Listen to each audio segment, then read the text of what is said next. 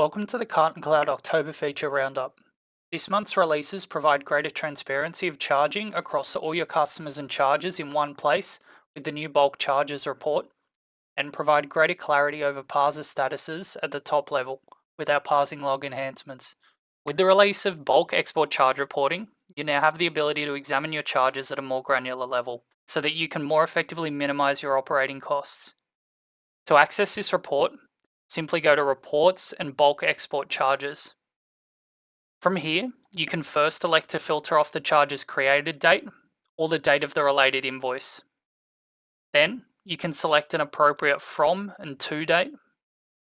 You can select one or more customers, or you can leave this field blank to export all of them.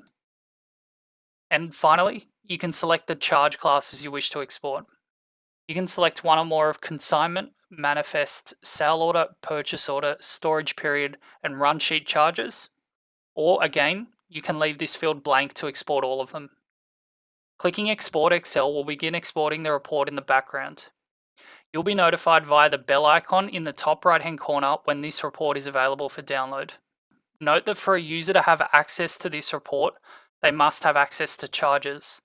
That is, when accessed via the Users section of the app, this user must not have charging information hidden from them.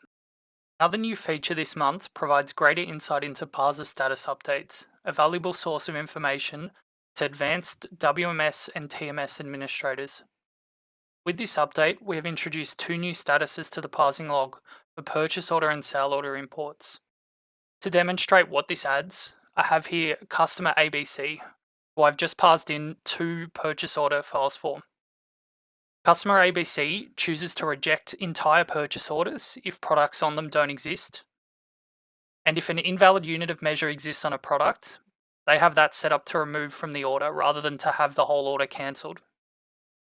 Currently, they also have two products with CartonCloud Demo, a Samsung monitor and a Dell monitor.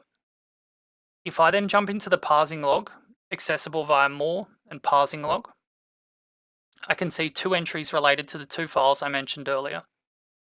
The first represents success with errors.